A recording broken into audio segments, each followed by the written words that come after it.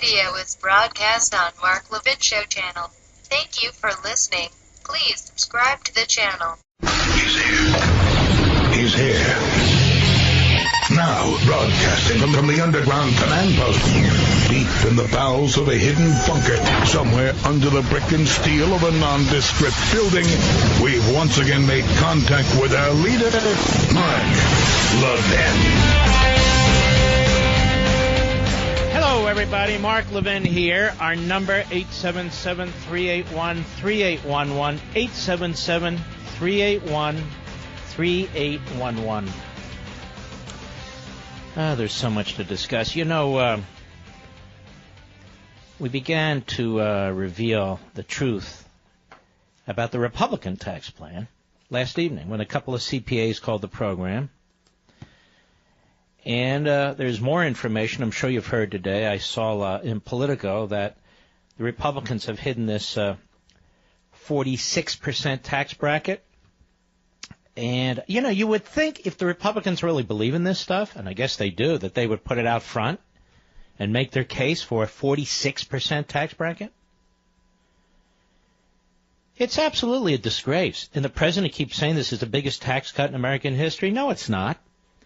So in order to reduce the corporate income tax, which I feel they should, from 35 to 20%, they're slamming it to millions of Americans.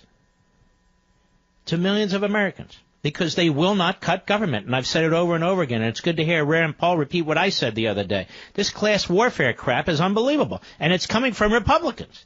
It's coming from Republicans. Now, we'll get into this a little bit more. But the fact is you cannot slash taxes without slashing taxes for those who pay them. For those who pay them. And according to the Tax Foundation, the latest information, the top 1% pay almost 40% of the federal income taxes, even though they earn under 21% of the income. The top 5% pay 60% of the income taxes, even though they earn 36% of the income. The top 10% pay 71% of the income taxes, even though they earn 47% of the income.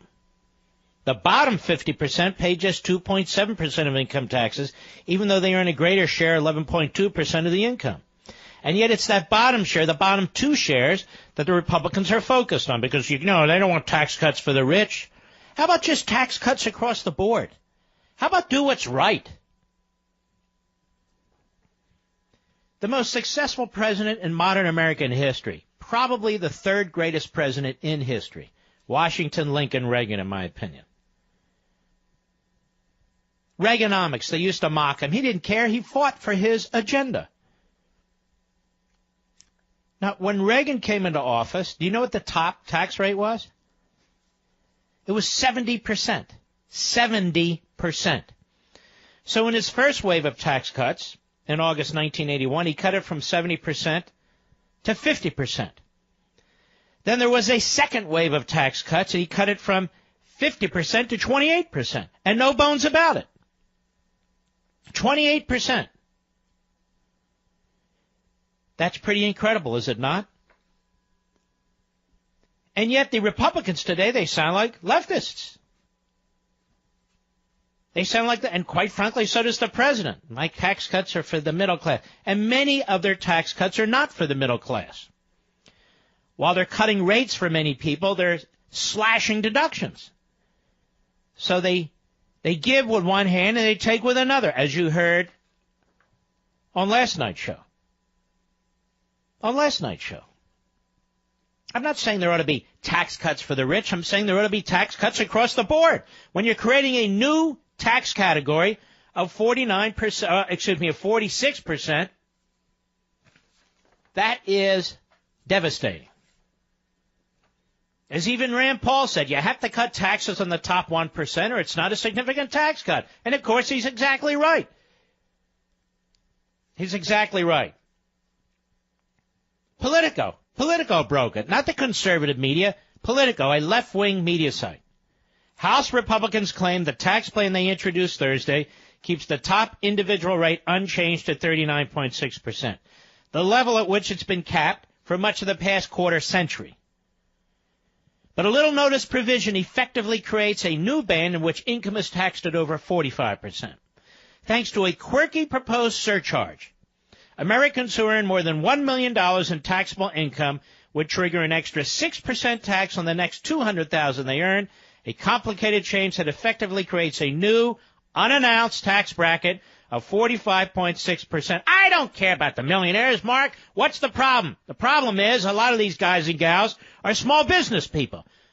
And it's small business that creates most of the jobs in this country. But even as a moral issue, ladies and gentlemen, do you think the federal government should be taking 46% of somebody's earnings?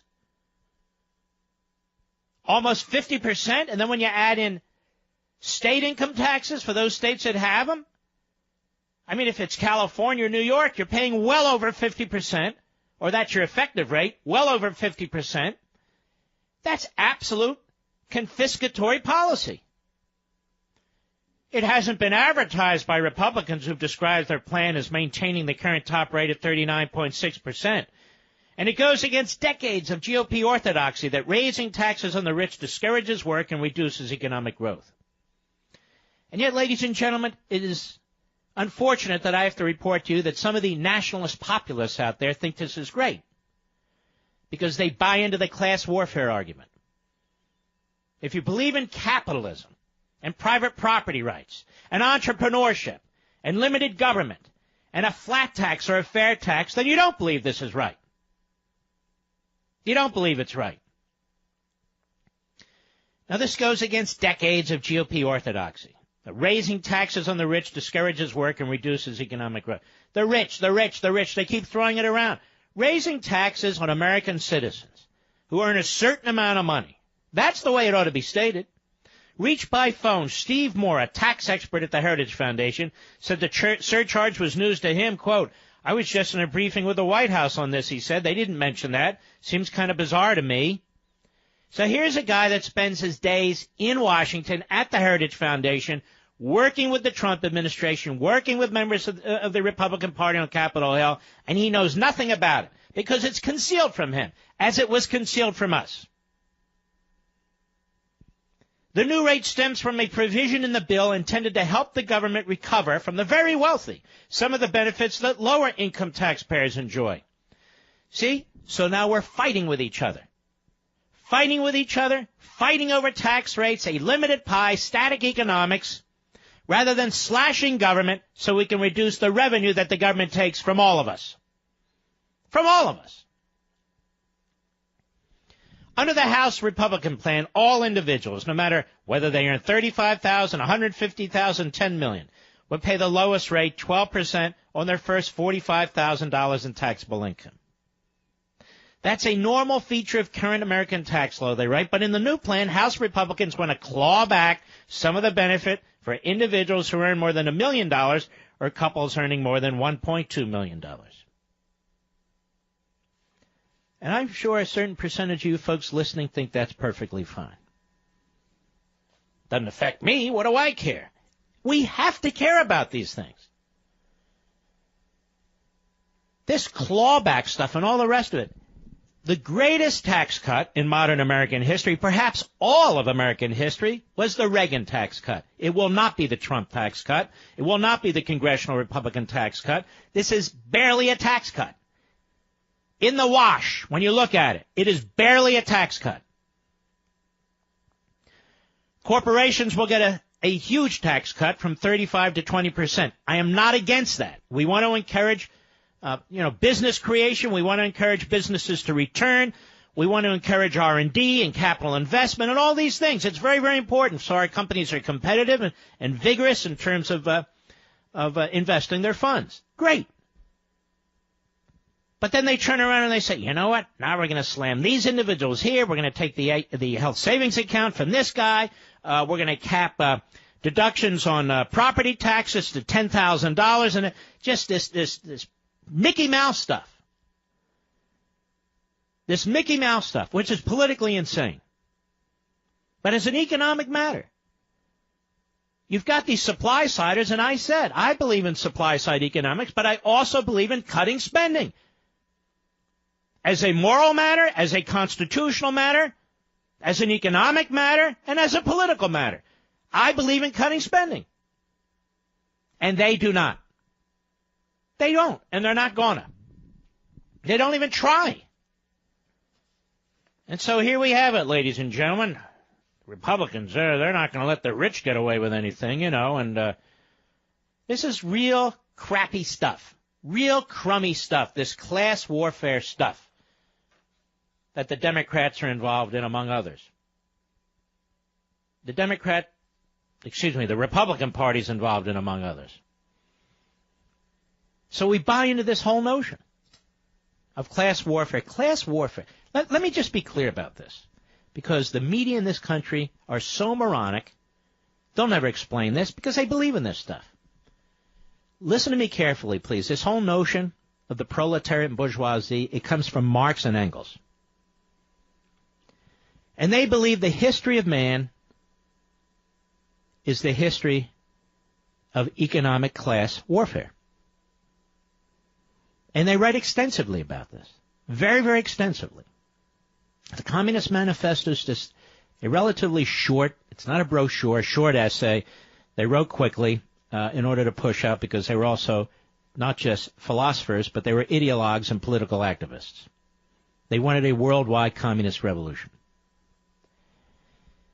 But this whole notion has different names. Material historicism, among others. And thumbnail sketch, and if you read Rediscovering Americanism and the Tyranny of Progressivism, you'll know all about this. What Marx and Engels and their ilk say is this: the history of mankind is the history of economic class warfare, where the bourgeoisie, the management class, the executive class, the landowning class, whatever you want to call it, basically enslaves the proletariat, the laborers, the working people. You hear this today in our nationalist populists. You hear this today from the Bernie Sanders crowd. Now you hear it today from the president, and you hear it today from the Republicans in Congress. It is something that was rejected by the American people a long time ago. And by the way, Marx isn't the only one to write this stuff. He stole this idea of historicism, not material historicism or economic historicism, but the whole notion of historicism. He stole it from Hegel. Not the former defense secretary and senator. Another German philosopher. Get a lot of bad ideas, don't we, from German philosophers? No offense. And in each case, whether it's Hegelism, Marxism, whatever you want to call it, it empowers the government. It empowers a handful of people. It centralizes decision-making. It creates a massive administrative state. It creates a police state. There's an endless attack on capitalism. Capitalism. Oh, this theory called capitalism. Oh, this theory and Hayek and all theoreticians. They're more than theoreticians. They understood mankind. They understood individualism, and they understood liberty, and they understood capitalism. It's the greatest economic model man has ever devised. Because what is capitalism? Capitalism nurtures, celebrates the individual, the differences between the individual and other individuals. It celebrates hard work. It celebrates smart work. And people fail and people succeed, but people can fail over and over again, and again they can succeed. It is a liberty-based economic system. It is an investment-based economic system that also has almost nothing to do with government, which is why it is hated by Democrats and Republicans alike. Hated. Which is why I keep promoting it and talking it up. And it has an enormous deleterious effect when the government has this kind of power over the private sector. You're the private sector. You are.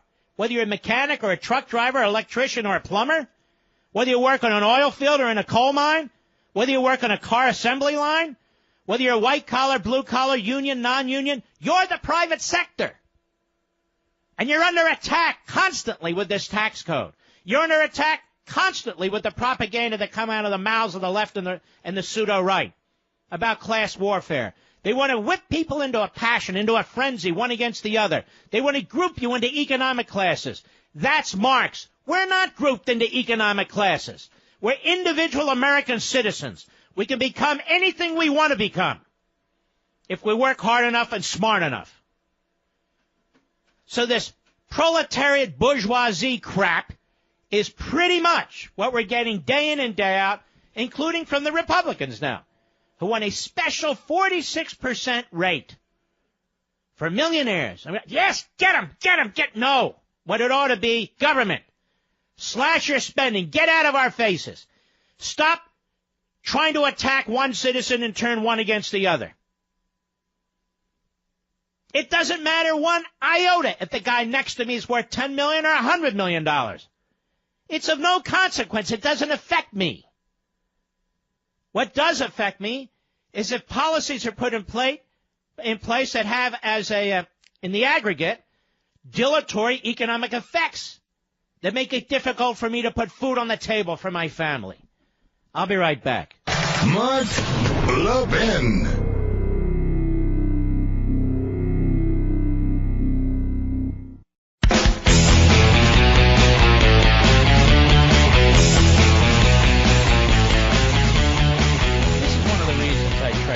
From these politicians who are always trying to reach. They never tell you the truth. They never tell you the truth. And so the Republicans are now part of the class warfare warriors. And here's the conundrum that they've put the president in. The difficult space that he's in. The president's going to keep calling these the greatest tax cuts in American history, which, of course, is utterly ridiculous. There's a lot of tax increases in this, in the forms of changed deductions and so forth.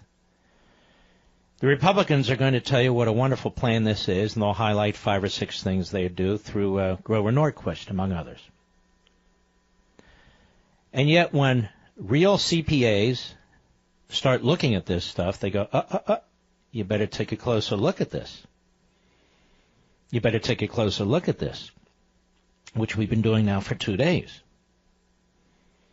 And the idea that they're going to create a higher upper tax bracket that even Barack Obama didn't do.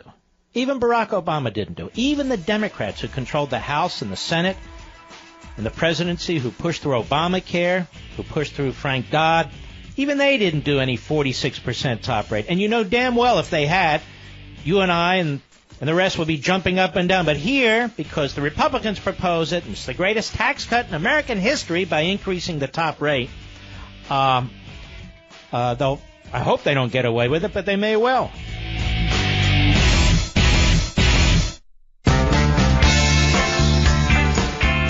The Mark Levin Show, the pool feed for the conservative media. Dive in now. 877-381-3811.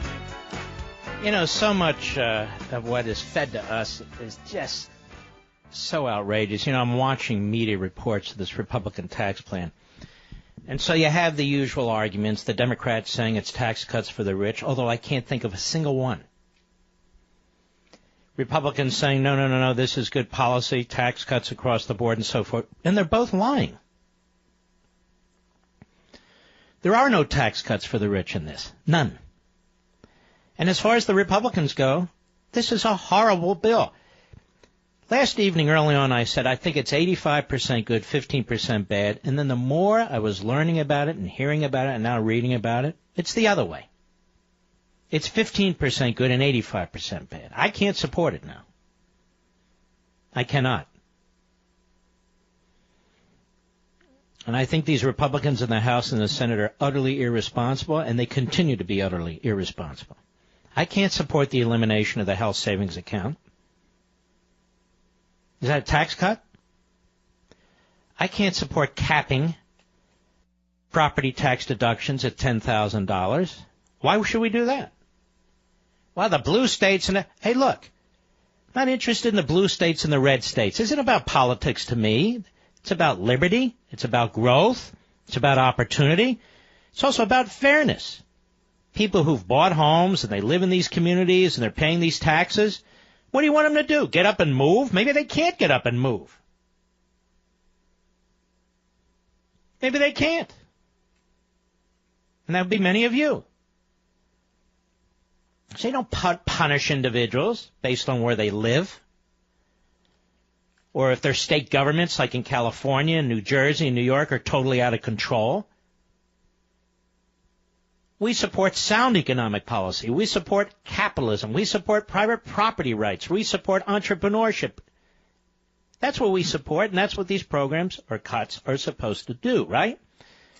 In terms of the power of the IRS and the federal government, nothing here reduces the complexity of the tax code, the length of the Internal Revenue Code, the necessity for an accountant or a CPA or whomever.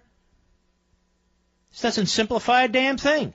And yet they tell us, oh, look, it simplifies. It doesn't simplify anything for me. Does it for you?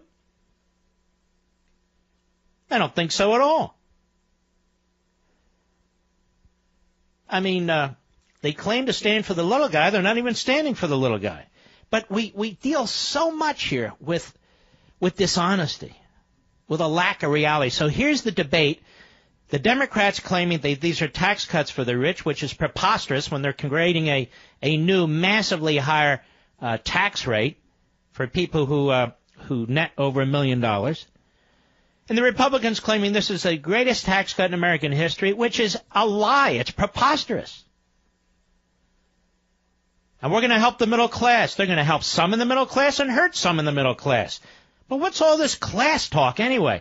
Individual American citizens. You should slash spending. You should slash taxes across the board. And stop playing the Marxist game of proletariat and bourgeoisie. Class warfare. And today we get another one of these things. Putting aside the tax cuts. All of a sudden we have the fourth national climate assessment. And the media, not skeptical at all, doesn't dig into the authors at all, doesn't look at any of the contrary arguments at all. They report it almost verbatim, and they don't even tell you actually what's in the report, just the conclusions of the report. The Hill newspaper, an extensive report published by the federal government Friday, asserts that humans are the primary driver of climate change, causing higher temperatures, sea level rise, agriculture problems, and more. This is an impossibility. We're a bigger driver of climate change than the sun? How stupid is this? And what about the massive increase on the globe's heat? When there weren't any human beings, called the medieval warm period. You ever hear of the medieval warm period? It's well documented, you know. The earth heated up enormously during the medieval warm period. There were no human beings. And as a matter of fact, well, there were human beings, let me put it this way, but there weren't many during the medieval human warm period, and there was no industrial revolution. Oil as used today, coal as used today, didn't exist. Existed, but it wasn't used the way it's used today. There were no industries, smokestack industries, and so forth and so on. Yet the temperature change was enormous. Enormous. We've had climate change forever. Forever.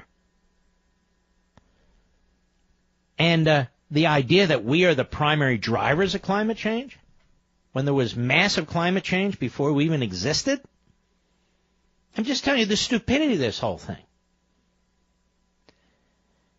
But the climate assessment plainly states, this is the Hill, quote, this assessment concludes based on extensive evidence. It's extremely likely that human activities, especially emissions of greenhouse gases, are the dominant cause of the observed warming since the mid-20th century, it says. For the warming over the last century, there's no convincing alternative explanation supported by the extent of the observational evidence. Now, that's a lie. I have an entire chapter on this, as well as other things, in Liberty and Tyranny. It's a chapter called on envirostatism.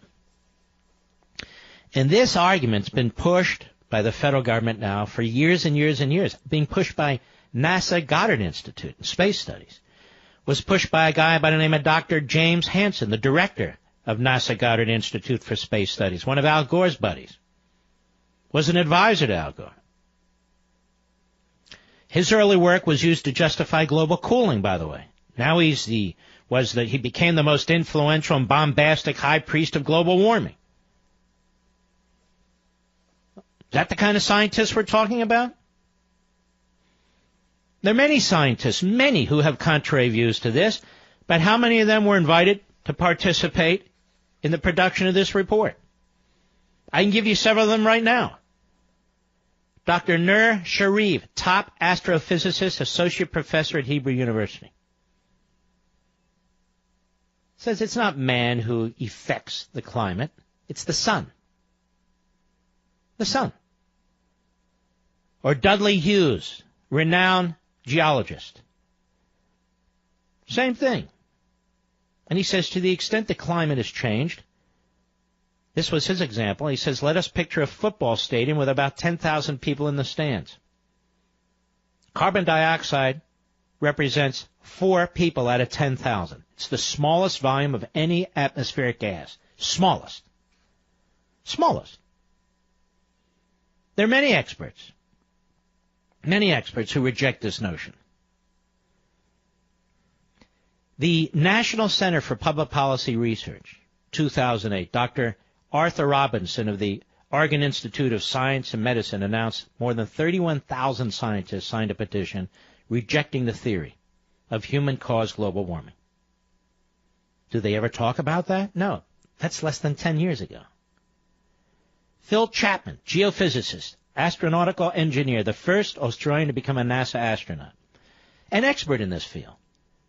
He said all 4 agencies that track the Earth's temperature, the Hadley Climate Research Unit in Britain, the NASA Goddard Institute for Space Studies in New York, the Christie Group at the University of Alabama, and Remote Sensing Systems, Inc. in California, report that the Earth cooled by about 0.7 Celsius in 2007. This is the fastest temperature change in the instrumental record, puts us back where we were in 1930. But the envirostatists don't care. So they'll put together bigger, thicker reports. That's what they'll do. Dr. John Brignell, retired professor of industrial instrumentation at the University of Southampton in Britain.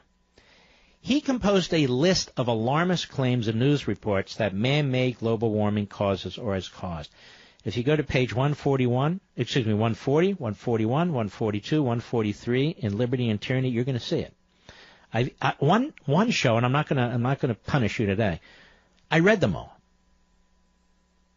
What global warming, quote unquote, man-made global warming is doing to the Earth. But I can give you an example. These are reports. Increase in acne. Agricultural land increase. Afghan poppies destroyed. Africa devastated. African aid threatened. Africa in conflict. Aggressive weeds. Air pressure changes. Alaska reshaped. Allergies increase. Alps melting. Amazon a desert. American dream ending. Amphibians breeding earlier or not breeding at all.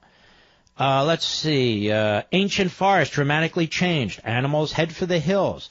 Antarctic ice grows. Antarctic ice shrinks. Antarctic sea life at risk. Anxiety treatment. Algal blooms. Archaeological sites threatened. Arctic bogs melt. Arctic in bloom. Arctic ice freeze. Arctic lakes disappear. Arctic tundra to burn. Atlantic less salty, Atlantic more salty, atmospheric circulation modified, attack of the killer jellyfish, avalanches reduced, avalanches increased, Baghdad, snow, Bahrain underwater, bananas growing, beer shortage, beetle infestation, better beer, big melt faster, billion-dollar research projects, billions of homeless, billions face risk, billions of deaths, bird distributions chain, bird visitors drop. Birds confused. Birds return early. Birds driven north. Bitter boom ends. Blackbirds stop singing. Blizzards. Blue mussels return. Blue tongue. Brains shrink. Bridge collapse. And on. And I just got into the bees.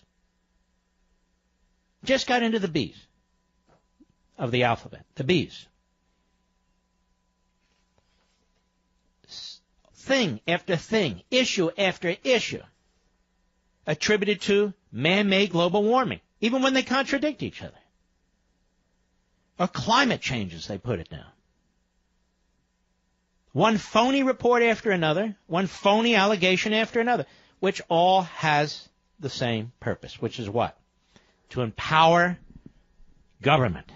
Not just our federal government, not just our EPA, not just a bureaucratic state, to empower international organizations, to empower the UN, which in turn has as its purpose and their purposes to weaken the American economy, another death blow to capitalism, and your lifestyle, your way of living. That's the problem with these deals. These deals have as their intention to destroy America's superpower status, to destroy Americans' engine of production, to destroy the American lifestyle, to the benefit of international bureaucrats and to the benefit of other countries like China and Russia, among others. It's a death wish. It's insane. This whole ideology was imported into the United States, which I wrote about in Plunder and Deceit. I got to keep my book straight here. Again from Europe. It's called the degrowth movement.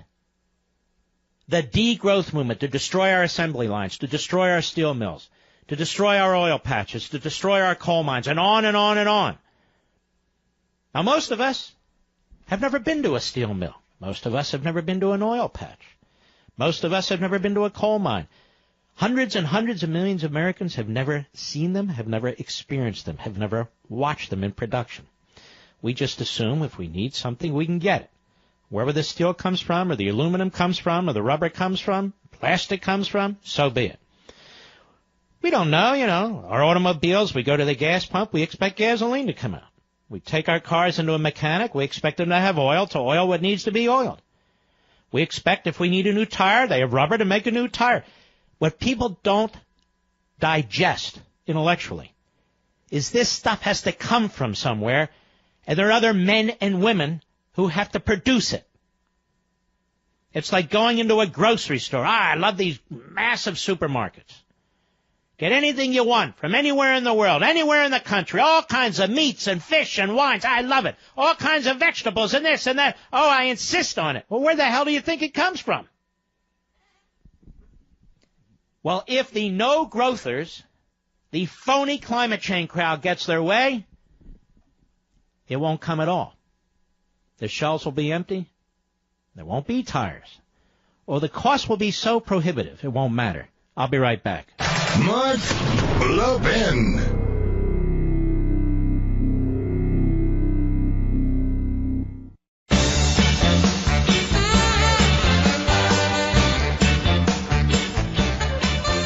As we approach the 1-year anniversary of the launch of Conservative Review TV and the 2-year anniversary of the launch of Levin TV, which was the brainchild that led to the CRTV network, the nation's fastest-growing digital network, we're even more steadfast in our mission to provide you the most thought-provoking and patriotic TV platform available anywhere. This is why we work so hard to bring you almost 200 episodes of Levin TV each year. And you can watch them all, current and previous, with your incredibly affordable subscription to CRTV. You can also watch my buddy Phil Robertson's fantastic and completely unfiltered new show, In the Woods with Phil. And if that's not enough, there's new features like the CRTV White House Brief, the Morning Grinders, and the hilarious Get Off My Lawn, and so much more. There's Louder with Crowder. Michelle Malkin Investigates.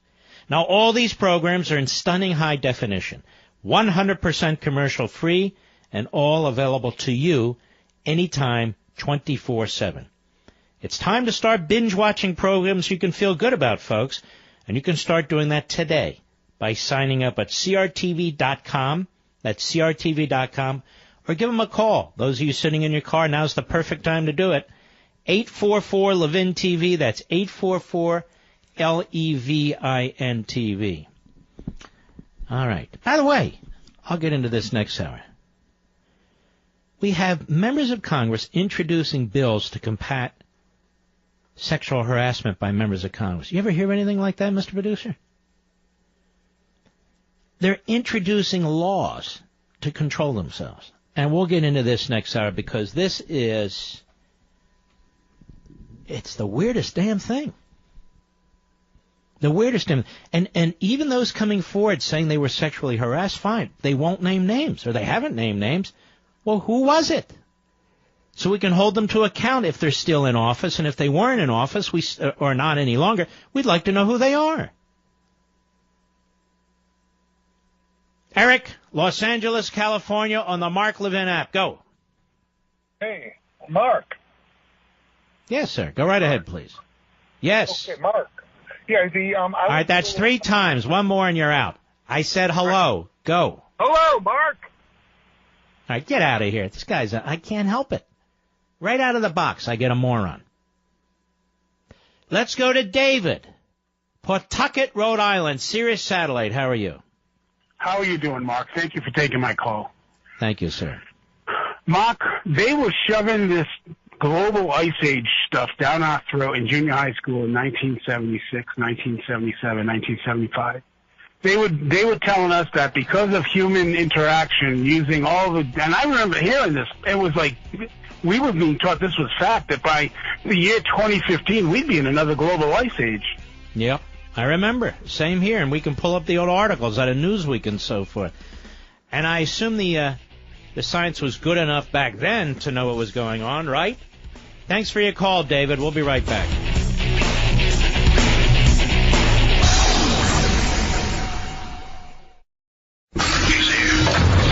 He's here.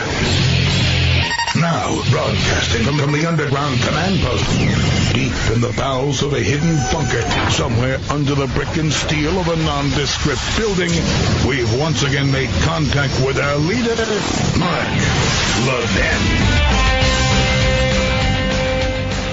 Hello, everybody. Mark Levin here. Our number, 877-381-3811, 877-381-3811. Well, there was a piece in the Washington Compost on October 27. How Congress plays by different rules on sexual harassment and misconduct. Now, I read this. I printed it out. I was going to get to it, but I'm going to get to it now. And they say in part, under a law in place since 1995. 1995. Ironically, when Bill Clinton was President of the United States. Accusers, this is sexual harassment, accusers may file lawsuits only if they first agree to go through months of counseling and mediation. A special congressional office is charged with trying to resolve the cases out of court. Listen to this. When settlements do occur with members of Congress, members do not pay them from their own office funds, a requirement in other federal agencies. Instead, the confidential payments come out of a special U.S. Treasury fund. Sounds like a predator actually wrote this law.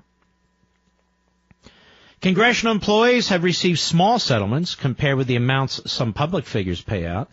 Between 1997 and 2014, the U.S. Treasury has paid $15.2 million in 235 awards and settlements for Capitol Hill workplace violations, according to the Congressional Office of Compliance.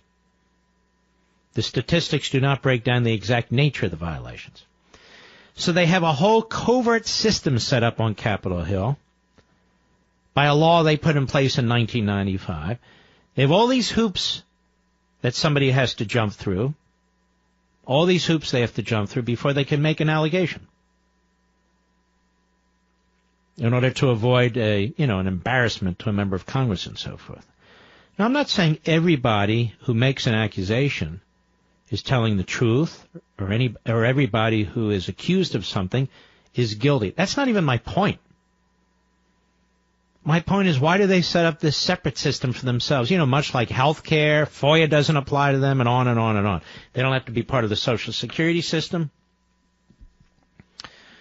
Now we have Kirsten Gillibrand, junior senator, Democrat of New York. She said today, according to the Hill newspaper, that she will introduce legislation aimed at combating sexual harassment around Capitol Hill as female lawmakers and staffers increasingly speak out about their own experiences. And I'm going to get into this in a moment, and I will talk about this in a moment. Let me diverge just for a second. Mr. Producer, have you ever watched a marathon? Runners, a marathon, a 20-mile marathon. Have you ever watched the Army marathon, the Marine Corps marathon, the Boston marathon, that kind of a marathon? You've actually watched a marathon? The greatest marathon runner I have ever seen, I don't know, well, P.S. Runner. P.S. Runner. That was the name on the shirt, P.S. Runner. Can you believe that? And I've seen this marathon runner run in numerous marathons. If anybody knows who P.S. Runner is, will you let me know? Mr. Producer, do you know what I'm talking about? No, he has no idea. No idea. All right, let me get back to this. So Kirsten Gillibrand has introduced a bill, listen to this, to combat sexual harassment in Congress. Is this not like blow your mind? I mean, we must ensure, she says, that this institution handles complaints to create an environment where staffers can come forward if something happens to them without having to fear that it will ruin their careers.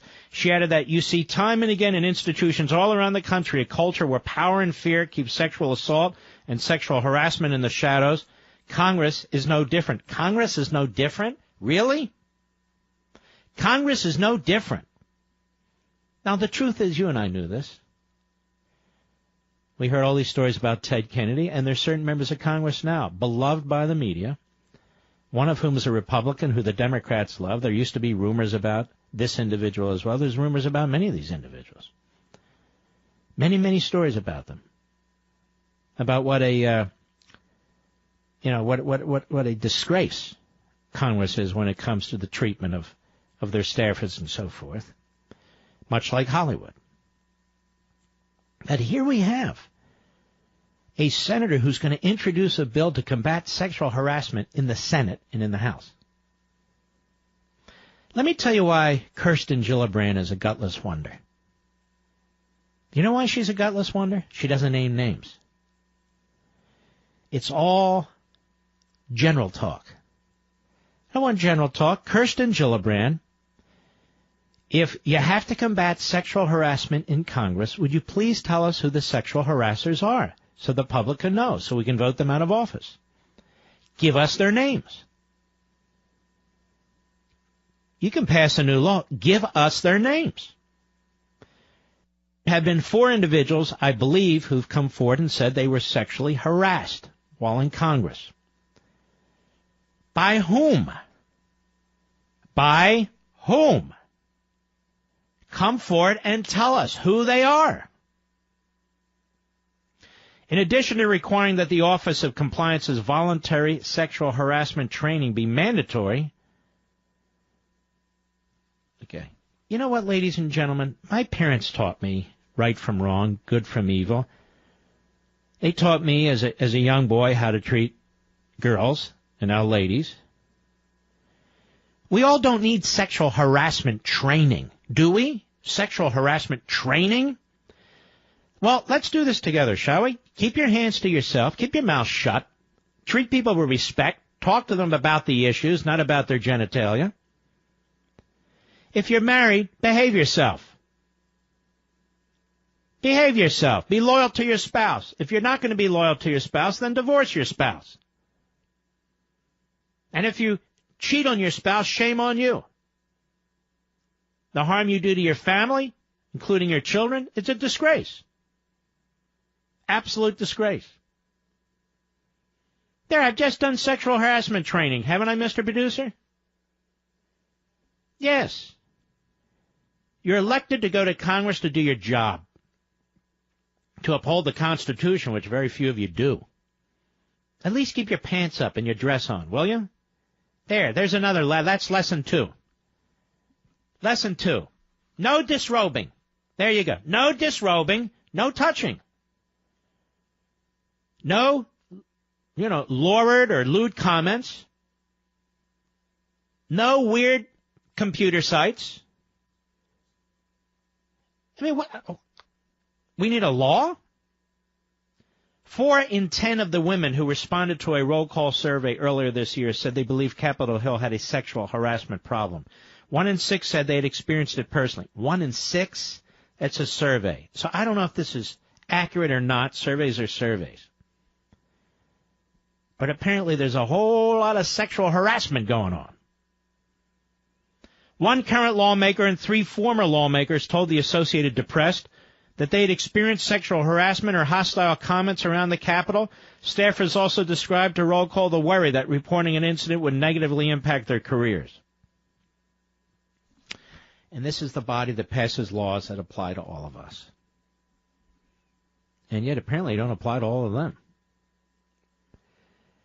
And this is the body that the liberals want to have more and more power to manage our lives. This is what I've never understood. The contradiction, the schizophrenia, if you will. These institutions in Washington, D.C., many of them are corrupt. Many of them are worse than corrupt. Then why in the world do we want them to have more and more control and power over our lives? Including health care, by the way. Why do we keep feeding this beast with more and more of our tax dollars? Why do we think Washington is noble or more noble than the rest of society when in fact it's not? It's not. The fact that Kirsten Gillibrand feels the need to introduce a bill to pass a law to force members of Congress to constrain themselves through training and other actions and so forth says it all. It's a disgrace. I'll be right back. Mark Levin.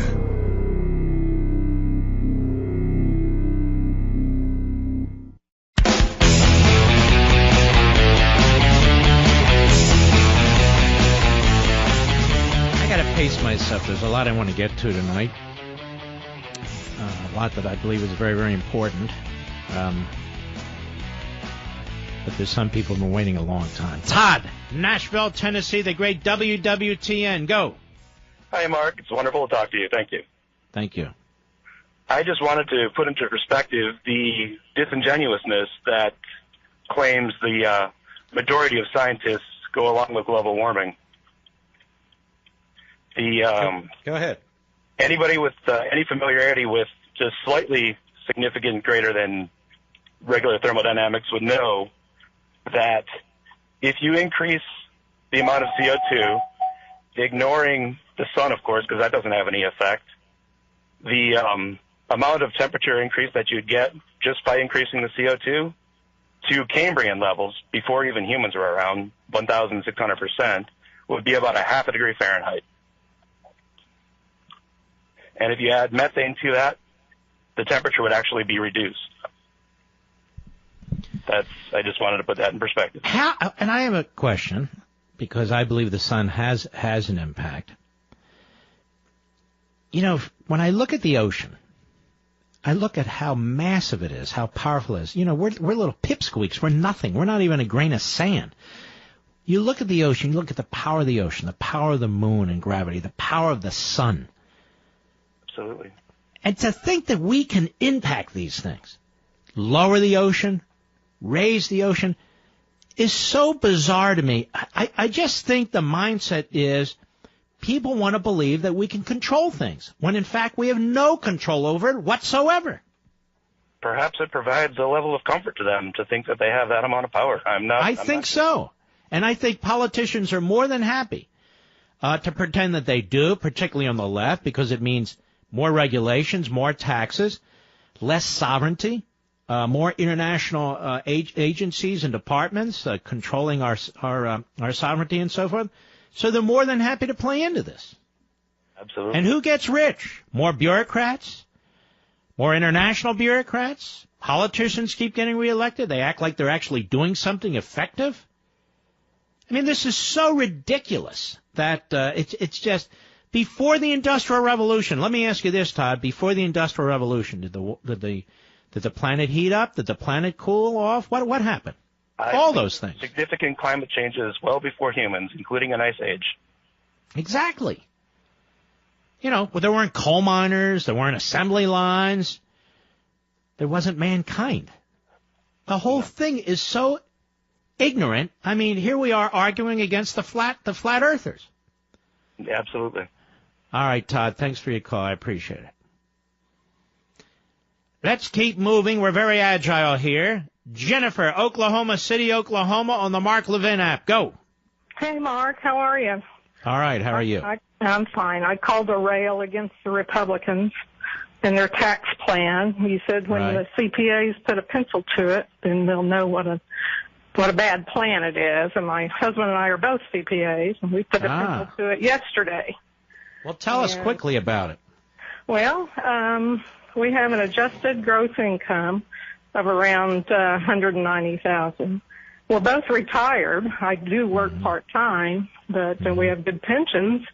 We have no home mortgage interest, but we do have high charitable contributions. But we'll end up trading about $40,000 of deductions for 24 on the standard deduct. And we'll end up paying $13,000 more a year. That's unbelievable. Oh, it is. It just angers me. And there's not a thing you can do. And they say it's a tax cut? It's no tax cut. I mean, the people who keep getting tax cuts are the people who pay no taxes or very little taxes. Well, he took his mother's income, $35,000. And she's deceased, but he looked to see how much if she would get a cut. She had to end up paying $27 more. Unbelievable. And she was certainly a pensioner. So anyway, it's I don't know what to do other than to call my congressman. And who is your congressman? Do you know? I mean, you got a couple. Steve Russell. Okay, Steve Russell better step up. But you watch how they all vote for this and keep going on about how this is the greatest tax cut in American history. It is a disgrace. So anyway, I'm kind of glad the Democrats are pounding away at it. Well, they're pounding at the wrong end. They're saying, look at these tax cuts for the rich. Here's CPA. I had a CPA on last night. I said, can you show me one? Just one. And he said, nope, there aren't any. I heard about any spending cuts. Not one word. No spending cuts. No, unless it's the military, then they cut. You got me through the Obama administration, but with this bunch up here, I've just kind of turned my head and put it in the sand. It doesn't matter who we vote for. They're all right, corrupt. Jennifer, I appreciate your call. Call. Dennis, Littleton, New Hampshire, on the Mark Levin app. How are you? Well, Mark, it's been a long time. Thank you so much for taking the call.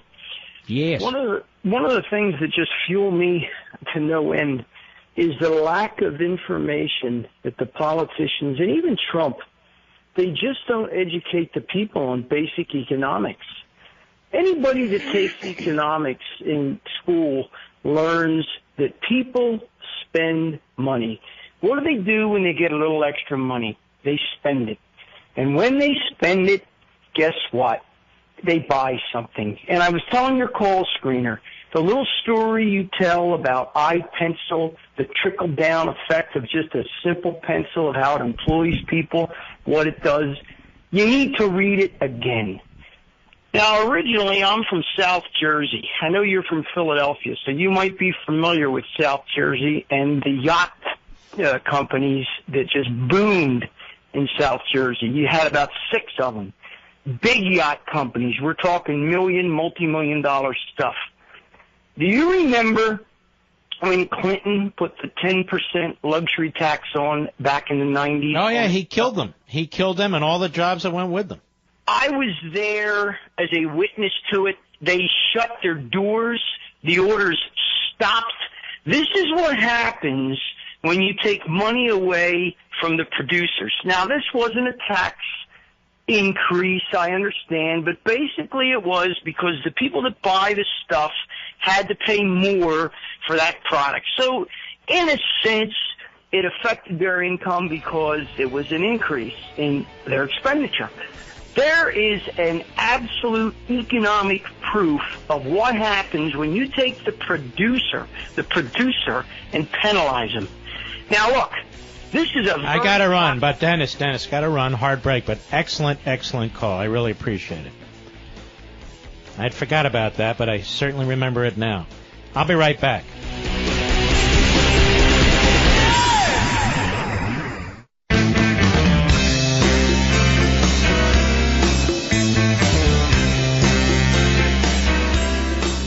Mark Levin, America's passionately cerebral voice.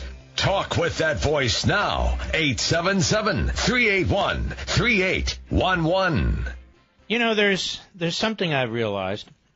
There's a software solution to just about every business need, and you can find yours on Capterra. Capterra.com.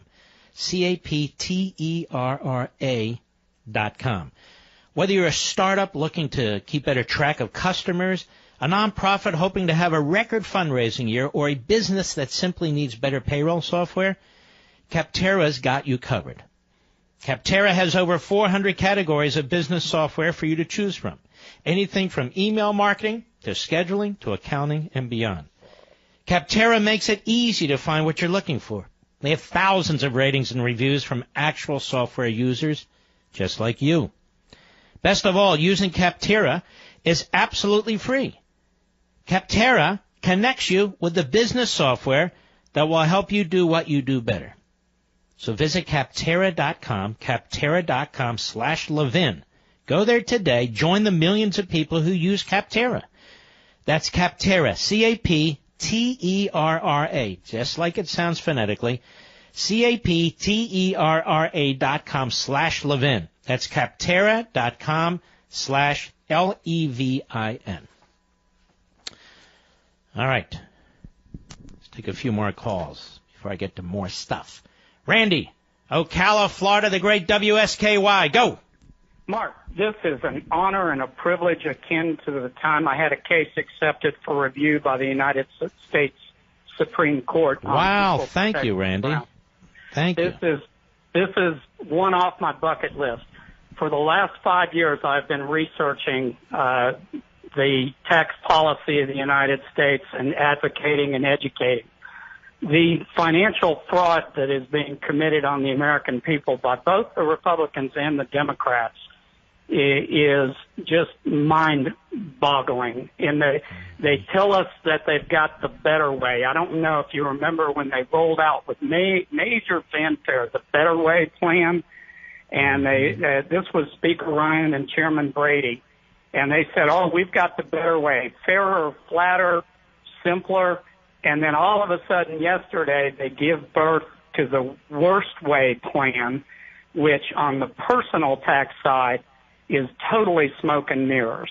And on the corporate tax side, it's going to help blow another $1.5 trillion of debt into the budget because it's just not going to accomplish what they say it's going to. Let me ask you, Randy. Why won't they put together a comprehensive budget-cutting plan? Are they so gutless that they can't control spending? I think that's where we are, and they have no intention of doing it. Spineless. They are spineless, gutless, and they don't want to cut spending because that's part of their gravy train that they can use to raise funds, as is the income tax system. They sell exemptions, exclusions, and tax loopholes, and they jimmy the corporate tax system in a way that one large corporation can knock down the little guys and hold the competition down because the guys on Main Street cannot keep up because they don't have the tax lawyers, they don't have the lobbyists, and the Congress runs this shell game when we could replace the whole thing, as you've said before, with a very simple single rate visible, efficient national retail sales tax called the fair tax. And that's what I've been educating and advocating on for the last 5 years. And Randy, can you name one member of Congress who's even articulating this point? Yes. My Congressman, Ted Yoho from Gainesville, is... Yoho. Yes, sir. Can you Ted name Yoho. two? Dr. Ted Yoho. Can you name another one? Yeah, he unfortunately he left Congress and went to NASA, but Jim Bridenstine was a good one. So basically on one hand, right? Yes, one hand. Sadly, we had 83 sponsors and co-sponsors in the 114. But and you know what would happen, Randy? If they got close, they'd back out. It's like the repeal of Obamacare, you know? Well, we the resolution here, like the resolution in so much, really is a Convention of States, Article 5. I really believe that. It is to repeal the 16th. We've got to go Convention of States. Can I mention one fact that's going to cause the Congress to have to adopt a consumption tax? Go ahead. That is we commissioned a study. I'm a director with the Americans for Fair Taxation. We commissioned a research study by an expert who's written on this for 12 years, and it's on tax evasion under the income tax system. We have $693 billion in tax evasion estimated for 2017. It's going to grow to $1.17 trillion by 2026. That's what's going to blow this whole mess apart. The wheels have come off the income tax system because All right, Randy. of three things. No, I got to move on. I appreciate your call very, very much. Let's keep moving. Rob, Washington, D.C., the great WMAL. Go. Good afternoon, Mark. I appreciate you taking my phone call. And I just had a quick comment. I just wondered, President Trump campaigned on the fact that he was going to help students out. And I just was curious why nobody's speaking about the fact that they are eliminating the interest tax deduction for student loans. I was just curious why nobody's speaking on that. Well, maybe nobody knows about it. I didn't know about it. Okay. Is that a fact? That's a fact. That's a well, fact. how is it? I'm this whole thing. I don't see tax cuts for the middle class here. They're reducing the rates, and then you can't have a health savings account. You can't deduct your interest on a student loan. Your deduction of state property tax capped at $10,000, and I'm seeing stuff like this, and I'm scratching my head. What the hell are these guys doing? I just wondered myself. I just thought somebody would make a big deal about it because it is. Well, you just did, buddy. You just did. I appreciate. And well, it's an important thing because when you took your loan, you probably took a sharp pencil to it, and it's like a person buying a home. They take a sharp pencil. They're looking at what they can deduct, so they can determine what they can afford. And the funny thing here is, they talk about wanting to help the average guy, the middle class, and so forth. They're trying to avoid being accused of cutting taxes for the rich. They're not cutting taxes for the rich. They're lowering rates for everybody but the rich, and then all those people, not all, but a lot of those people have their rates reduced.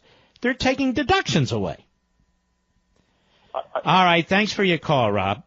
I guess this is why Paul Ryan wanted to get a hold of me. No, you don't understand. You don't understand. No, the greatest tax cuts in not just American history, pre-American history. In fact, greatest tax cuts since the Persians controlled the Middle East. Oh, it's unbelievable. Since the Babylonians were roaming there. Nobody's ever seen anything like this. All right, Erica, Brunswick, Maryland, the great WMAL. Go. Good evening. So it's wonderful to be able to be on your show this evening. Thank you. I was calling because of the discussion about the sexual harassment bill in D.C., and it caught my attention earlier this week, too. I think when Eleanor Holmes Norton was going to propose a bill, and I'm a former federal employee, and I got to tell you, it's been going on a long time, and it seems a little disingenuous that it's an issue for them now. And, I worked in the Federal Fire Service for 7 years. It's a culture of harassment on a variety of levels, including sexual harassment, and I actually had a case filed on my behalf, and at one point I ended up in the Civil Rights Office and was basically told I could do nothing unless I filed a lawsuit, and that required I go through mentoring with people in my division that were, I worked with every day. Mm-hmm. And it was incredibly awkward, and I wasn't, in a frame of mind at the time. It's hard for me to talk about it right now, honestly. But to really pursue it to that degree. I just wanted. How long ago? How long ago? In 2009 is when I left the federal service. And you're telling America this stuff goes on. It's fairly ubiquitous in the bureaucracy. But so why are they bringing this up now? And they didn't bring it up 5 years ago or 10 years ago. What's that all about? I think it's just opportunism, and to be honest, it's the first lesson I learned in the Federal Fire Service is the rules on the inside are different from the rules on the outside, inside the gate mentality. And, and I put up with it. I've been in the fire service collectively 20 years, and 7 of it was with the Federal Fire Service. The rest of it I've been a volunteer. So I'm used to that sort of environment where it's a male-dominated environment. I'm okay with that, and I know how to handle it. But in this regard, it was very intense. And when I left, I actually remember sitting in the civil rights office at the institution I was working at and was told this, and I said, I'm not going to sue. I just don't have the energy. I don't even know how. I was a new mom at the time, and so I don't even know how I would do it. I just want to go, and it will end. And but I looked at her and I said, but it's there, and what's going on, and if you require me to file a lawsuit, then then you're complicit with it. You're helping it to exist, and you're just as much at fault as they are. Let me ask you this: these members of Congress who are harassing these women, at least that's the allegation, okay, or did, why won't those members of Congress, at least one of them is a member of Congress, tell us who they are?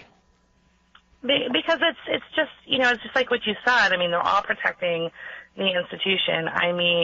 The fire chief that I had an issue with, he was getting ready to retire, and nobody wanted to ruin his retirement. And that's just the mentality. Everybody knew he was doing what he was doing to many more people than myself. And, just the kind of things that were allowed to persist on a daily basis in that firehouse. Everybody knew what was going on, and, they turned a blind eye to it. All right, Erica. Well, listen, thanks for your call, and thanks for the information, okay? Great. Thank you. Have a nice evening. All right. You have a nice evening, too. We'll be right back. Mark Levin.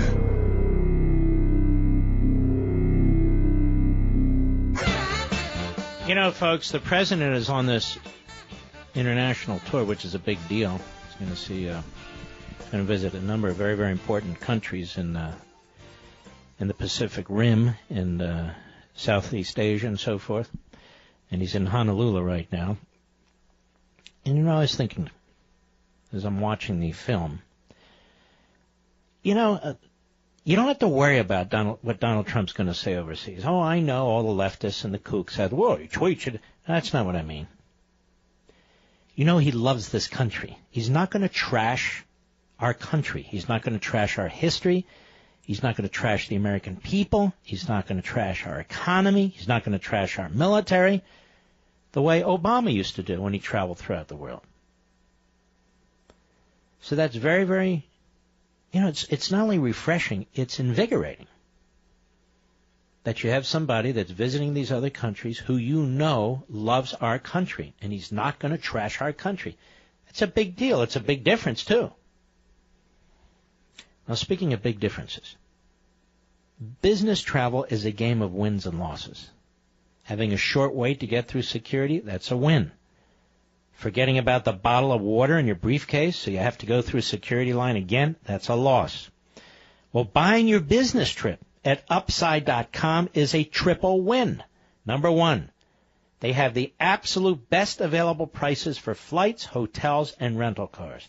Number two is Upside rewards you with a gift card to places like Amazon.com every time you buy a business trip. And win number three is the amazing 6-star treatment you get from Upside's customer service specialists. So here's 3 things you're not going to get from anyone else. And their navigators are instantly accessible around the clock, even reaching out before a problem happens. Right now, when you go to Upside.com and use my code MARK, that's code MARK, you'll get a minimum $100 gift card to Amazon.com. That's code MARK for a minimum $100 gift card to Amazon.com when you buy your next business trip at Upside.com. You've nothing to lose. Give it a try, okay? If you're, working for a business and you travel, if you own a business and you travel, this is the best opportunity you're going to have. I really want you to try Upside.com. It's Upside.com, and the promo code is MARK. You deserve a better business trip.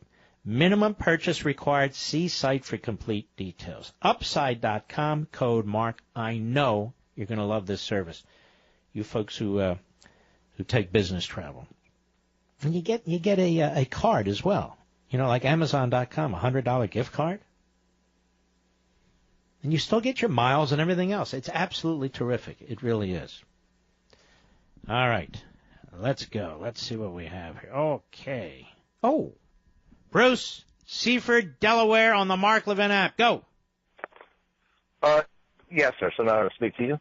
I just want to say, I don't know if you're already off this topic or not, but, when it comes to CO2 and, humans having an effect on the environment and the climate, that type of thing, I think it's actually a little arrogant for us to even believe that we have any bearing or control on this planet.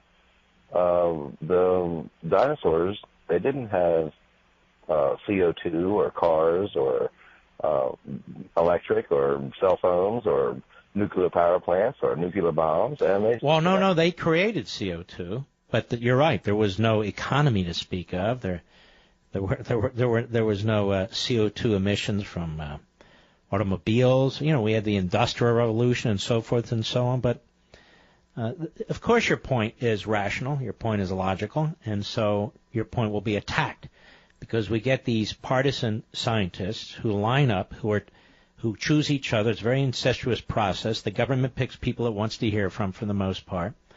And they do this, by the way, not just on climate and science. The EPA does this all the time. They pick experts who will reinforce their position. In other words, ideologues. It happens throughout the government with all these agencies when they're pushing the rules and regulations out the door. All right, Bruce, good call. We appreciate it. Let's keep going. Steve, Sacramento, California, the great KSFO. Go. Hey, Mark, as somebody who immigrated here from a communist country, I can see a pattern in this. The means and the methods are different. In other words, they're not using the muscle to tell us what to do, when to do it, how to do it, and if not, we disappear in the middle of the night. They're using scare tactics. They're using, global melting, global warming into, scaring us, into controlling us, into passing rules and regulations that in communist countries would be passed by force. Instead, here are passed by scare tactics. And talking about communists, Mark, if you don't mind me getting one in, what if I told you that Putin was purchased by Hillary to say he likes Trump in order to turn the American people? Really? Now, where's your support for that idea? You can ask. I'm surprised that more Russian people are not calling your station, Mark. This is the greatest Trojan horse that was created by the liberals and Hillary in American history listen, Putin is Hillary's man. Putin's supposed to say that he likes Trump. American people are supposed to say, oh, my God, this guy likes Trump. Let's turn against him. So you think this is the biggest disinformation campaign in modern times? The collusion is a gift that keeps on giving, Mark.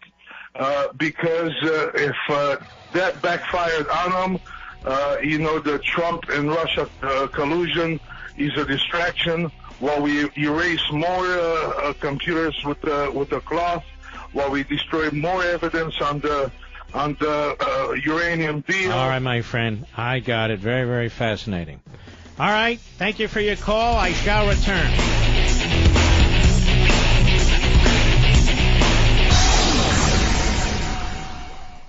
Hello, everybody. Mark Levin here. Our number, 877-381-3811. 877-381-3811. This is the last hour of the week here. Very eventful week, don't you think? We moved this diversity lottery visa program front and center, as we have several other issues. This is from the New York Post. I think you're going to want to hear this. What Team Obama didn't want you to know about the Al-Qaeda-Iran alliance. CIA Director Mike Pompeo just released hundreds of thousands of documents, long withheld by the Obama administration, that were seized in the 2011 raid that killed Osama bin Laden. Now let's stop right there. Why did Obama withhold all these documents in 2011? There are no surprise revelations, but they more fully document the years-long extensive cooperation between al-Qaeda and Iran that was still ongoing when bin Laden met his end. And that raises even more disturbing questions about the nuclear deal Team Obama cut, and the real reason these documents weren't disclosed until now. There you go. Obama wanted his deal. And if we, the American people, knew the extent to which Iran was working with al-Qaeda, you would have opposed it. New York Post goes on, particularly a 19-page assessment by a senior jihadist of the al-Qaeda Tehran ties, how Iran supplied, quote, everything we needed, unquote, including, quote, money, arms, and training in Hezbollah camps in Lebanon, as well as safe haven for other jihadis. So Iran was supporting with resources and training al-Qaeda in Hezbollah camps in Lebanon on the border with Israel. Yes, there were occasional conflicts and jealousies, but not enough to sever the relationship, which bin Laden himself described as post-2001 al-Qaeda's main artery for funds, personnel, and communication.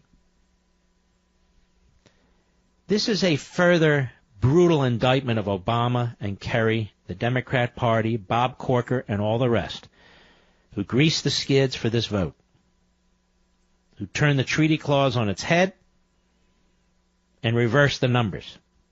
Rather than a supermajority of senators necessary to ratify, we needed a supermajority of senators necessary to stop what Obama had negotiated with Iran. The Obama White House had this information for nearly 5 years before negotiating the nuclear deal, talks in which it refused to address Iran's continuing sponsorship of terror, even as it agreed to provide it with more than $100 billion in sanctions relief and hostage ransom payments. Secretary of State John Kerry himself admitted that much of the money would go to supporting terrorist groups. And of course that includes al-Qaeda, which the documents show was very much under bin Laden's control until the moment a Navy SEAL team took him out. So to ensure passage of the nuke deal, did Obama and his CIA directors withhold anything that could undercut their claims about encouraging Iranian moderates? The New York Post says it sure looks that way. Well, not only looks that way, that's exactly what took place. They had this guy, Ben Rhodes, the deputy to Susan Rice, the deputy at the National Security Council. The man is a serial deceiver, distorter, spinner, and liar. And he put out phony talking points to the media, and the media loved the guy, and they devoured them, and they regurgitated them to you. Obama knew all along that Iran hadn't moderated. It's impossible. It's run by Islamo-Nazis. It's impossible. So understand now, Obama and Kerry and their administration knew that when they were cutting the deal with Iran, Iran was funding al-Qaeda through Hezbollah. Not just al-Qaeda, of course, but al-Qaeda of 9/11 fame. Gets worse and worse and worse, this deal. Gets worse and worse and worse, this Obama, doesn't it? Now we have the case of Bergdahl. Bo Bergdahl, who was a deserter. And men were maimed and died looking for him, thinking that he had been captured, kidnapped by the Taliban, when in fact he voluntarily went to that side, the enemy side. Now we have a military judge who refused to give Bergdahl any jail time. No jail time. even though he pleaded guilty.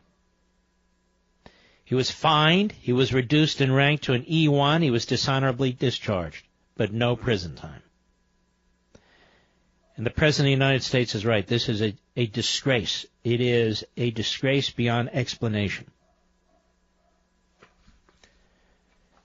And many of you have called, and many of you are thinking, where's justice? Where's justice? You got a guy, I'll give you an example, like Dinesh D'Souza, involved in some minor campaign flap.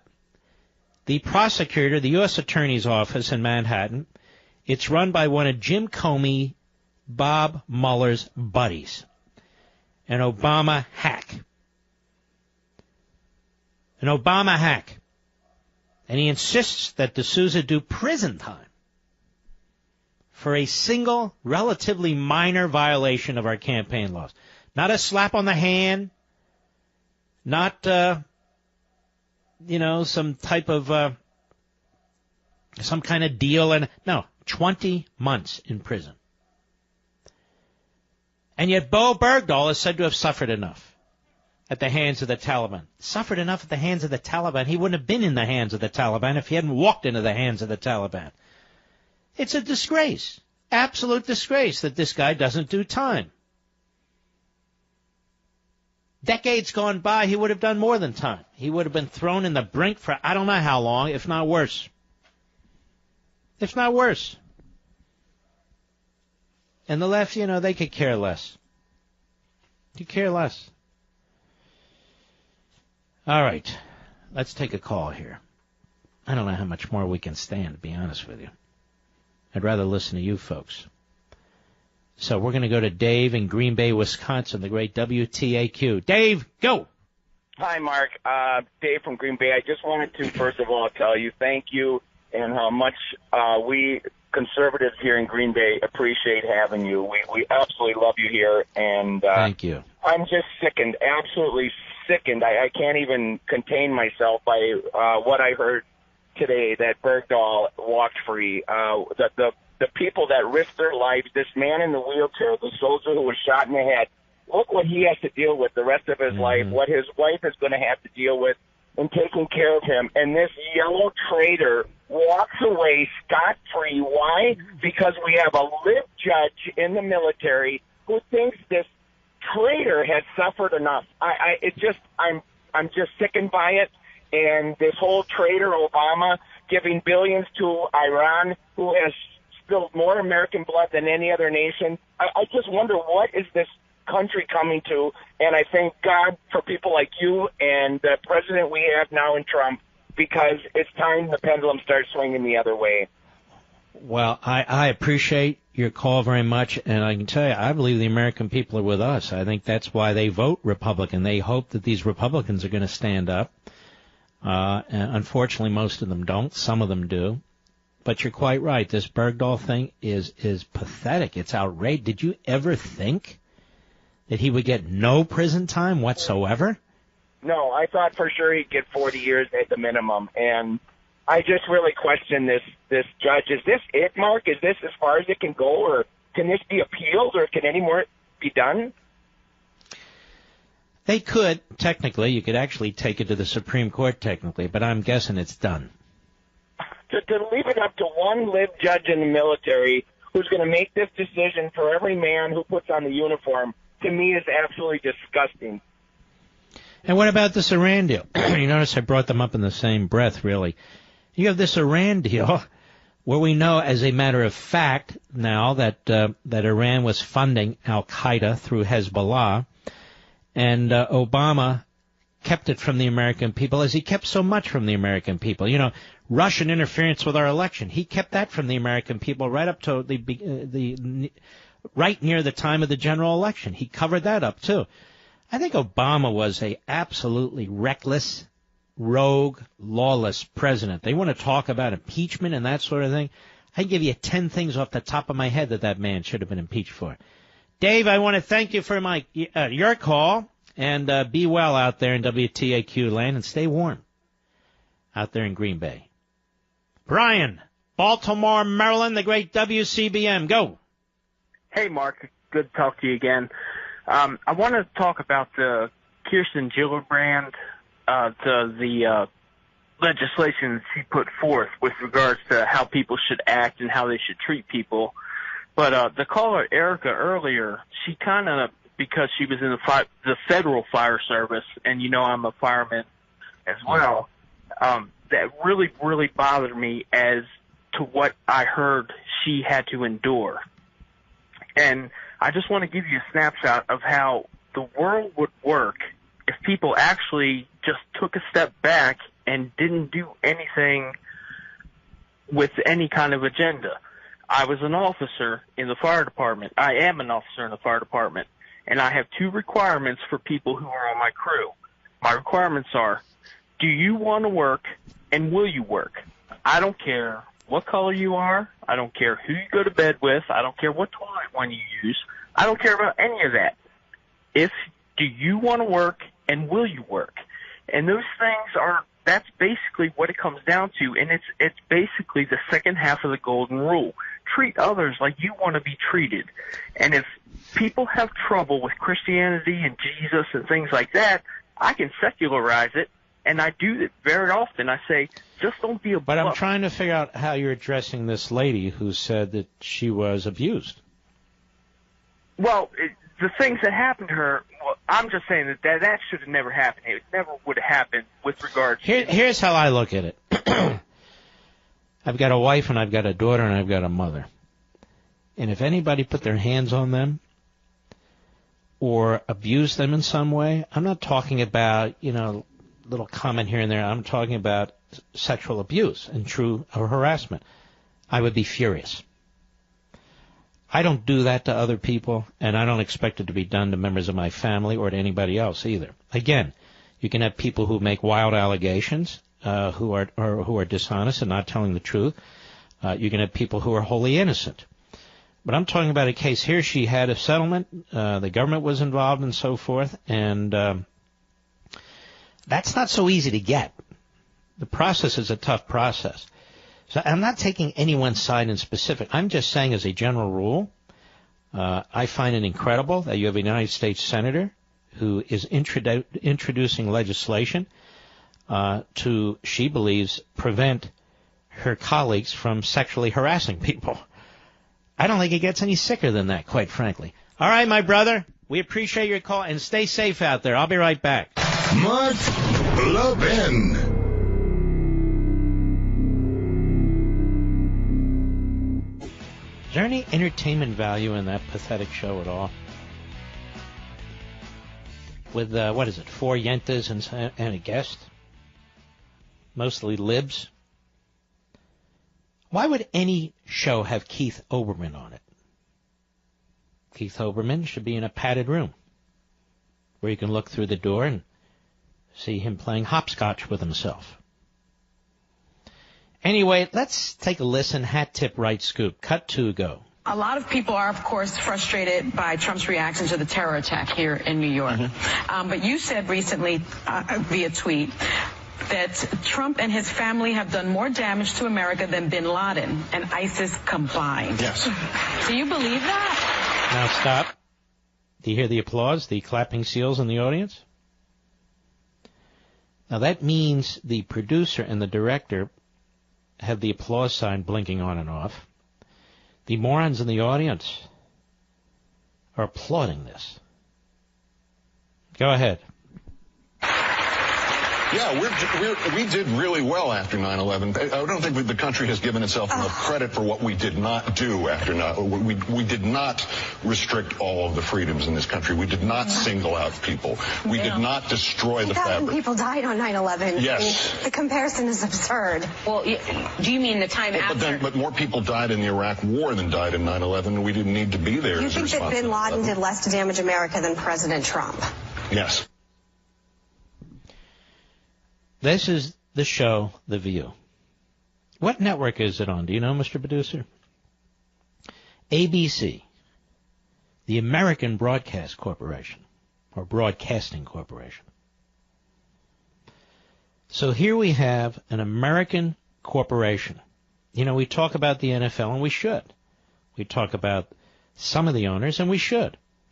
Well, here we have another American corporation, ABC. Are they still owned by Disney? They're owned by somebody. They used to own our radio stations. Thank God they don't anymore. So they have this show, The View, where they have the most obnoxious left-wing people imaginable. And the conservatives, or pseudo-conservatives who sit there, they're nervous because they know they're going to be pounced on and they may actually lose their jobs like Jedediah Bila did.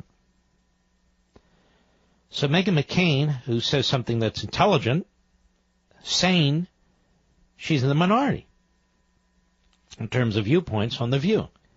So this is ABC that's promoting this kind of schlock. And this POS, Mr. Oberman. Mr. Oberman. Who really isn't on real radio, real TV. He's not on anything. He's on something fake. I forget what it's called. Let us go to Steve, Hunter, New York, on the Mark Levin app. Go!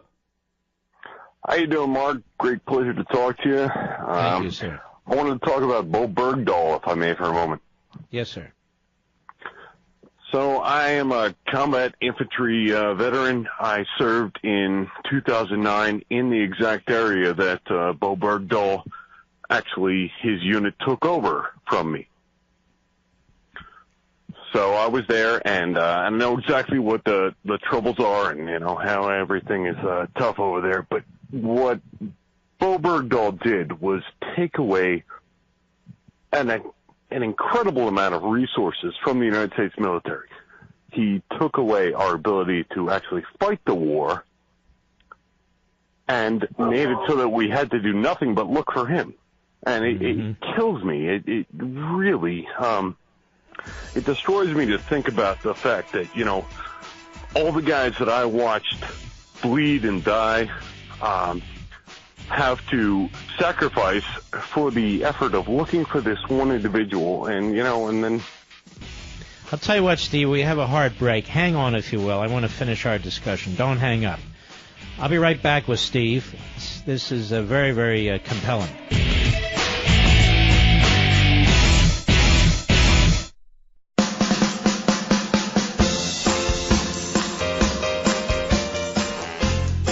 In a world of pathetic liberal potholes, he's a truck full of hot constitutional asphalt.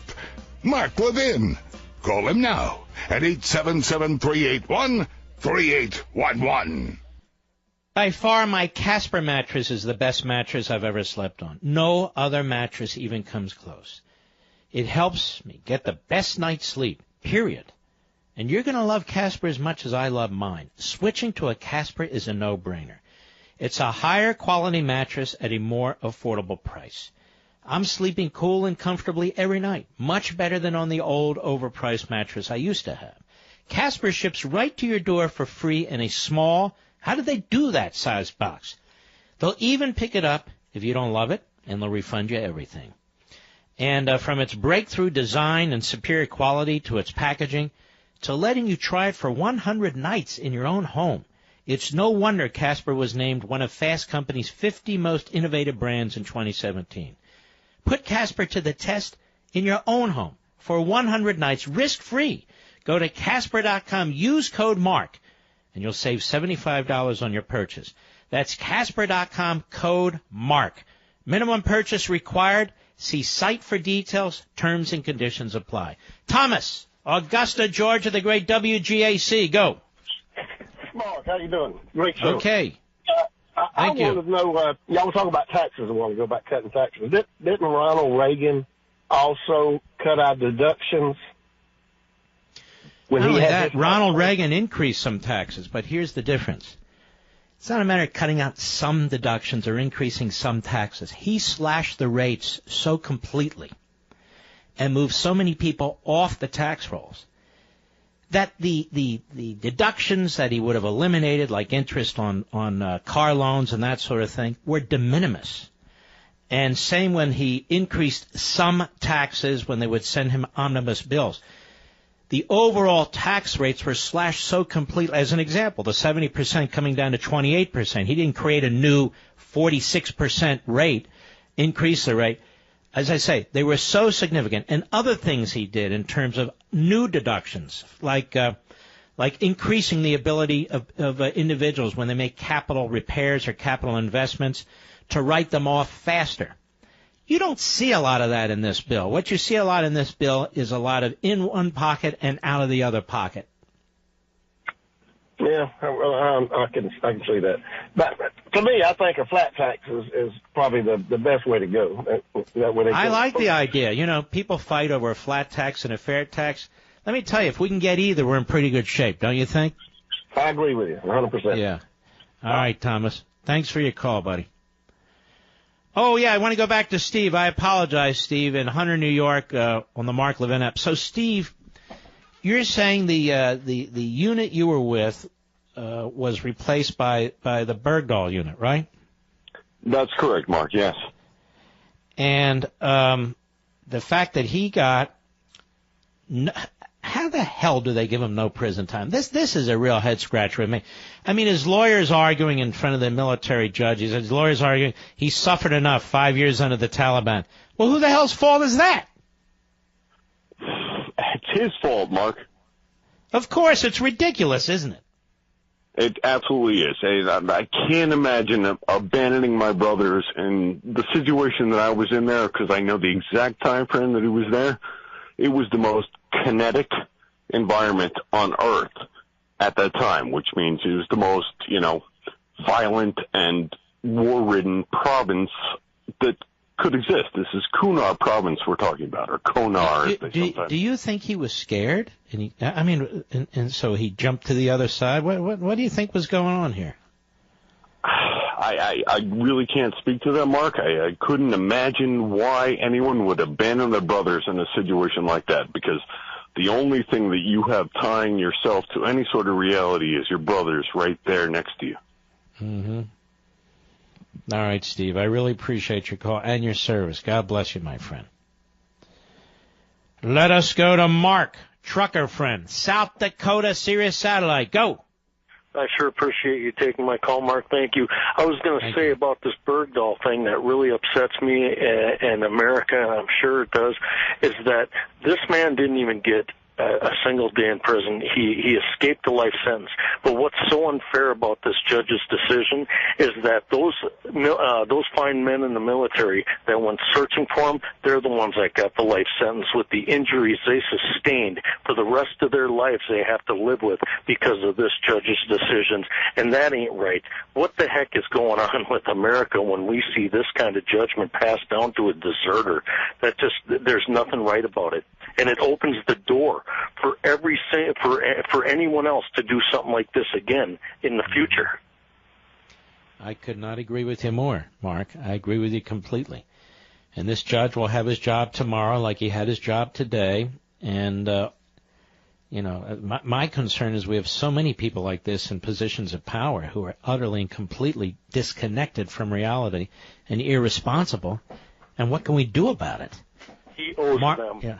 That judge owes these men and women in the military and a real reason, not just because he suffered enough. Because those soldiers, they suffered, and they're going to still suffer for the rest of their lives. You're quite right. Thank you, Mark. I appreciate your call very much. Let us go to Tom on Long Island, the great WABC. How are you? Hey, Mark. I've been listening to your show for a long time. Thank you. It's kind of a emotional thing for me, sort of. But I couldn't stand it when I heard the verdict today, And the long and short of it is I was in the Vietnam War, and I put 15 years in.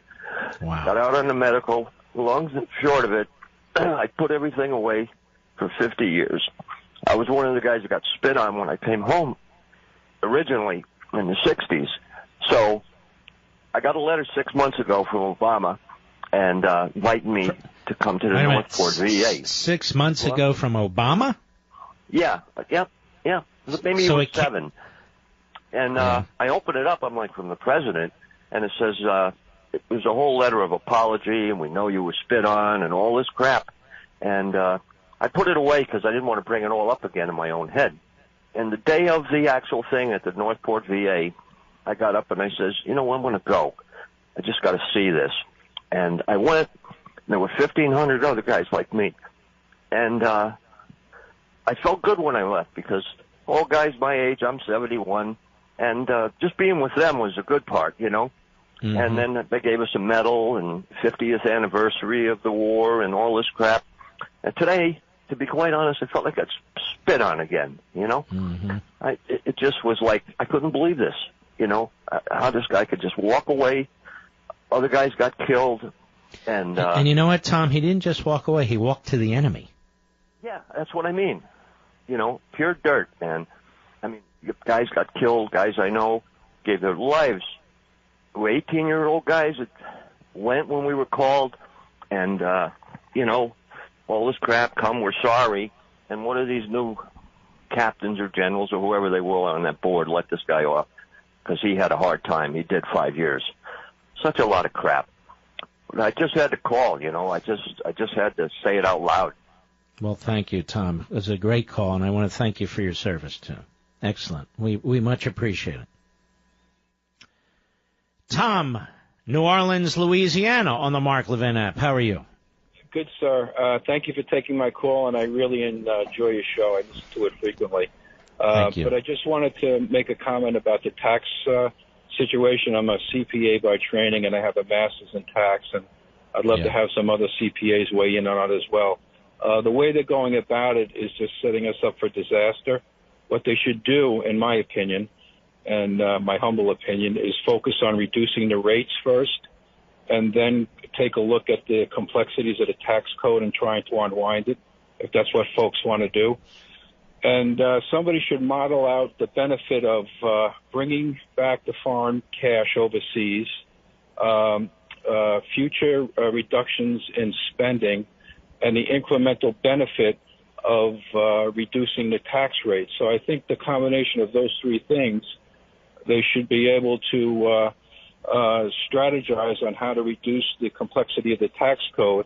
And the other thing they got to stop using is terms like loopholes. There are no loopholes. Everything in the tax code is law. And, you know, for example, they always say that depreciation and depletion are loopholes. They're not.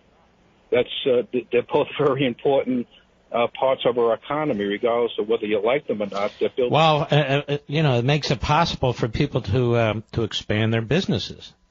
Well, you have to do it because, I mean, if you're a big corporation and you spend, you know, $500 million on a new oil rig, or you buy land for the equivalent amount of money, you can't expense $500 million in 1 year. You have to amortize it and match it against your revenue. I know it's a little bit more complicated than we need to get into, but I just think that if they focused on the tax rates first, come up with whatever they want to do. Be fine with me. Well, not me, because they're pushing more people out of the tax rolls. So those are people going to vote for more and more spending. They through the back door. Looks like they're going to have another bracket that they haven't campaigned on and they haven't talked about, which is almost 46%. They want to get the brackets down. I'm all for that, and stop all this other Mickey Mouse stuff, and then talk about simplifying the tax code. That's good. But there's something else they need to do. They need to cut government spending. And they're not even talking about it. Tom, I really appreciate your call. Thank you, sir. You know, in the last few years, Hillsdale College has entered the K-12 arena across the nation by helping charter schools get established. They provide curriculum, train the faculty, help set up guidelines for choosing teachers and boards, and provide ongoing support and service. And they do it all for no charge. It's called the Barney Charter School Initiative, named after a benefactor who truly understands that the future of our nation depends on how we educate our kids. Now, Hillsdale and their many donors know that the strength of our nation depends on having an educated citizenry. That's why Hillsdale provides you with free online Constitution and other courses, their free speech digest and Primus, and now free help for those interested in running world-class charter schools.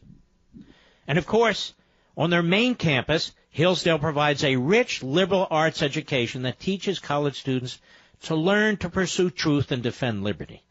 Hillsdale does all this without a penny of taxpayer money. Isn't that incredible? You can learn more about the K-12 Barney Charter Schools at levinforhillsdale.com.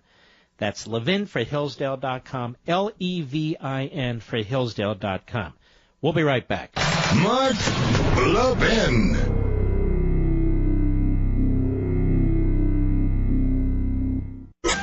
I couldn't get to everything today, but I'll be here Monday. I'm looking at the call board. Retired military, retired military, retired military, retired military, Marine, Army, Iraq, Afghanistan, Vietnam. All disgusted. All disgusted. And I don't blame any of you. Russ, Brookings, South Dakota, the great KELO. How are you, sir? Not bad. Yourself, Mark? Pretty good. Thank you. Well, being a veteran myself, it was one of the greatest jobs I ever had. And, I've seen guys go AWOL, not even on deployment, and serve jail time. It honestly makes me think it's politically motivated. You look at how President Obama hailed him as a hero, as a POW when he came back, and I honestly really do think it's politically motivated. This judge, basically, I can't speak for him, but in my opinion, I think he just, I'm going to hand this down because this might save my career if I do it the other way. I just don't know. These guys, it's like so many of these judges, I don't care if they're military or civilian, they put on a black robe, and it's like they lose their minds. It's just bizarre. All right, Russ, thank you for your service, my friend. Sean, Wichita, Kansas, the great KNSS. Go. Hey, Mark, thanks for taking my call. You bet. Hey, I went to Iraq in 2007 with the 3rd Infantry Division during the surge. And while I was there, the 10th Mountain Division had 3 soldiers get kidnapped from their checkpoint.